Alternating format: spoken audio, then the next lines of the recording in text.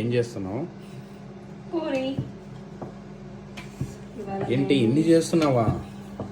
Yes, ఇవాళ just చిన్న get together ఉంది ఫ్రెండ్స్లా, అందుకని పూరీలు పిల్లలకి బాగా ఇష్టము. సరే ఇంకా మిగిలితే నెక్స్ట్ డే కూడా ఉంటాయిలే అన్నట్లు చేస్తున్నా. So puri, chicken fry already అయిపోయింది. ఇంకా రైస్, మటన్ కర్రీ వేరే ఫ్రెండ్ వాళ్ళు వేస్తున్నారు. సో ఇది ఈరోజు మెనూ అనమాట. ఫుల్గా చికెన్, మటన్ అన్నీ తిందామని ఫిక్స్ అయ్యాం మేము. పైగా కార్తీక మాసం కూడా అయిపోయింది కదా ఇంకా, సో అందుకని కార్తీక మాసం తర్వాత ఫుల్ నాన్ వెజ్ ఫెస్టివల్ అనమాట. ఫ్రై వచ్చేసి ఇది ఎప్పుడు నేనే చేస్తాను. నా ఫ్రెండ్స్కి నేను చేసే స్టైల్ చికెన్ ఫ్రై అంటే చాలా ఇష్టము. ఇంకొక ఫ్రెండ్ వాళ్ళు మటన్ బాగా చేస్తారనమాట, అందుకని వాళ్ళు మటన్ కర్రీ తీసుకొస్తారు. మేము ఇలా చిన్న దాంట్లో పెట్టుకుంటాము, ఎందుకంటే అదైతే ఫాస్ట్గా వేడవుతుంది అని చెప్పేసి. ఏంటి చిన్న దాంట్లో పెట్టుకున్నాము?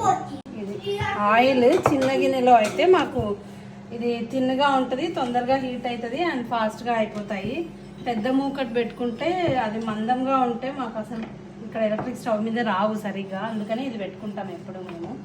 సో ఎవరైనా వేరే కంట్రీలో ఉన్న వాళ్ళు ఇట్లా చిన్న దాంట్లో అయితే ఈజీగా ఫాస్ట్గా అయిపోతాయి చూడండి, పెద్ద మూకటి కంటే. ఒక పక్క ప్యారలల్గా టీ పెట్టుకున్నా. సో టీ టైం చేస్తూ టీ కూడా రెడీ అయిపోయింది. టీ తాగేసి మిగిలిన పూరీలన్నీ కాల్చేసి ఇంకా రెడీగా పెట్టేశాను. 5కి అంతా మొత్తం అయిపోయింది వంట అంతా. ఇంకా ఫ్రెండ్స్ వచ్చిన తర్వాత లెగ్ పీస్ లాస్ట్లో పెట్టుకున్నాం, వేడిగా ఉంటే బాగుంటాయి అని చెప్పేసి. సో ఇలా ఓవెన్లో పెట్టుకుంటాం అప్పుడప్పుడు. మామూలుగా సమ్మర్ అయితే బార్బిక్యూ చేసుకుంటాం బొగ్గుల మీద.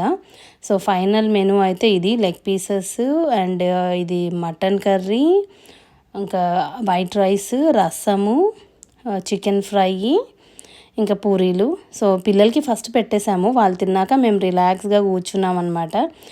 నైట్ డిన్నర్కి పెట్టుకున్నాం ఇదంతా మేము. సో ఇంకా అందుకని అలా రిలాక్స్గా కూర్చున్నాం. పాప కూడా లేచేసింది, ఇంకా అలా పట్టుకొని ఇంకా ఒక మూవీ పెట్టుకున్నాము, అమరన్ పెట్టాము, ఇంకా అలా చూస్తూ తినేసామన్నమాట.